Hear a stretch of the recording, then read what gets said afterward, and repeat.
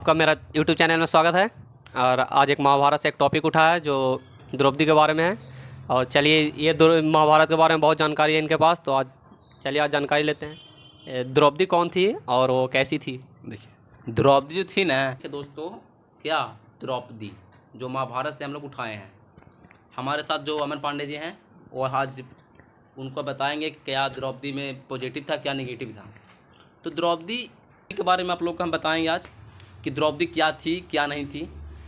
द्रौपदी एक बड़े राजा की बेटी थी। उनके पिताजी का नाम था द्रौपद। क्या द्रौपद नाम था। द्रौपदी पांडव के पांचों जो तो भाई थे उनका औरत थे, पांचों का औरत थे। तो पांचों का औरत में समझ रहे हैं कि पांचों मतलब अपने भाइयों का, उनका माँ का थी था, अर्जुन का जो माँ थे उनका कहना था कि पांचों का औरत रहेगी। तो जब सभा चल रही थी, महाभारत की सभा जब चल रही थी, क्या था, जो धृतराष्ट्र जो थे, धृतराष्ट्र की सभा में जब द्रौपदी को पूछा गया कि आप कर्ण से शादी करेंगे, तो द्रौपदी का क्या कहना था। एक उनका ये निगेटिव पॉइंट है, हम जो बता रहे हैं निगेटिव पॉइंट है, उनका पॉजिटिव पॉइंट आप लोगों को बताएंगे। जो निगेटिव पॉइंट था कि द्रौपदी यह नहीं चाहती थी कि वह शूद्र से शादी करे।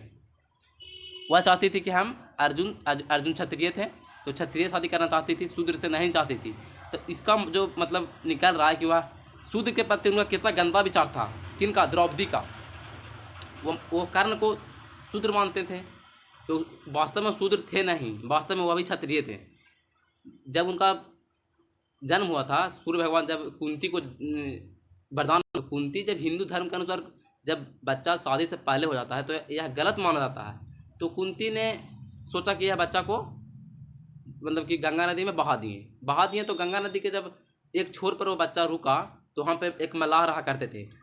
तो मल्लाह सोचे कि बच्चा को देखें तो सोचें ये बच्चा किसका है। तो कोई नहीं आया कुछ दिन तक, तो सोचें कि अब इसका लालन पालन हम ही करते हैं। तो इसका लालन पालन कौन किए? वो मल्लाह किए। तो मल्लाह जाति किस में आती है? तो शूद्र जाति के अर्थी में आते हैं, मतलब जाते हैं। तो जब वो बड़ा हो गए तो शिक्षा प्रदान करने के लिए ब्राह्मण का रूप लिए। कौन? कर्ण। और ब्राह्मण का रूप लेकर वो कहाँ चले गए? परशुराम जी को जानते होंगे, परशुराम जी के पास चले गए। तो ब्राह्मण के रूप में रहकर तो यहाँ पे शिक्षा प्रदान किए। तो शिक्षा प्रदान करके जब धृतराष्ट्र की सभा में एक सभा बुलाया गया था, उसमें बोला गया था कि जब मछली की आँख में जो मार देगा ना, उसको द्रौपदी से शादी करना पड़ेगा, द्रौपदी को शादी करना पड़ेगा उससे। तो कृष्ण जानते थे कि जो कर्ण है वही कर्ण और अर्जुन ही मार सकते हैं, मतलब मछली का आँख में तीर मार सकते थे। तो जब कर्ण के बारी आया तो द्रौपदी ने बोला कि हम इससे शादी नहीं करेंगे। अगर ये तीर अगर आँख में मार भी दिया तो शादी नहीं करेंगे। क्यों? ये शूद्र जाति से बिलोंग करते थे। तो यहाँ पे जब ये माना कर दिए तो माना करने के बाद यहाँ पे रोक दिया गया। जब फिर अर्जुन तीर मार दिए तो अर्जुन के से शादी हो गया। अर्जुन से जब शादी हो गया तो अर्जुन के माँ एक थी, वो वरदान दिए थे कि जब क्या मतलब कि हम तुमको दें सबको बांट दिया जाए। तो औरत को ही बोले थे कि सब बांट लो अपने में, औरत को ही बोल दिया कि सबको बांट लो। तो पांचों का औरत हो गई। और जब एक बार सभा में हो रहा था कि दोनों पक्ष में जुगा हो रहा था, पांडव और कौरव में, तो जुगा में पांडव सब चीज़ हार गया, यहाँ तक कि द्रौपदी को भी हार गया। तो द्रौपदी को हार गया तो जो दुशासन था, दुर्योधन बोला कि जाओ लेकर आओ। तो दुशासन लाने गया, दुशासन जोर बलजोरी करके लेकर आया। और क्या लेकर आया सभा में, तो चीर हरण करने लगा। तो द्रौपदी एक कृष्ण ने वरदान दिए थे, क्या एक वस्त्र दी थी।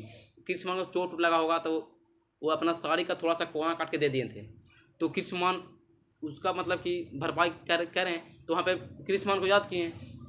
तो कृष्ण को जब याद किए तो कृष्ण आए। तो चीर जब हरण हो रहा था तो कृष्ण अपने मतलब शक्ति से इतना मतलब साड़ी निकाल गया कि पहाड़ खड़ी हो गया।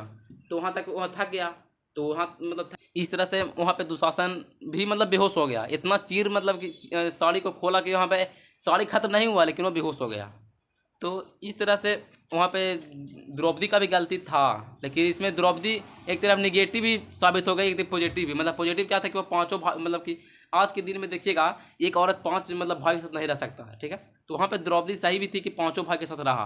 वो मतलब अपने माँ का आज्ञा का पालन किया।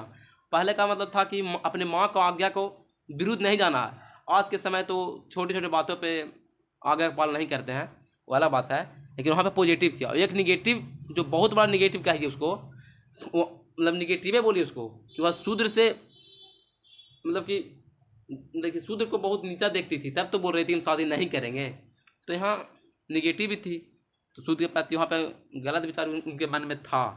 लेकिन अब क्या कहिएगा, वहाँ पे गलत भी हैं एक तरफ सही भी हैं, तो इसको गलत ही बोलिए, क्योंकि आज के समय में भी देख सकते हैं जो बड़े बड़े जात के लोग होते हैं, थोड़ा मतलब कि अब तो नहीं है, लेकिन कुछ दशक पहले देखिए तो वहाँ पे भेदभाव किया जाता था, लेकिन अब तो ऐसा नहीं है, कुछ कहीं भी नहीं देखते हैं। तो इससे मतलब कि साबित होता है कि आप लोग यहाँ पे एक चीज़ और निकालता है निष्कर्ष इससे, कि आप लोग जुआ भी मत खेलिए। जुआ खेलिएगा तो आप लोग को घर परिवार भी हार जाइएगा, तो फिर इस समय कृष्ण तो आ ना सकते हैं, क्योंकि इस घोर कलयुग है। यहाँ पे समझ सकते हैं कितना मतलब कि नारी के साथ कितना गंदे व्यवहार हो रहा है, हाल में ही कोलकाता में हुआ, देख सकते हैं। तो आप लोग जुआ भी मत खेलिए, और जो भेदभाव है भेदभाव को मिटाइए, और हम आपस में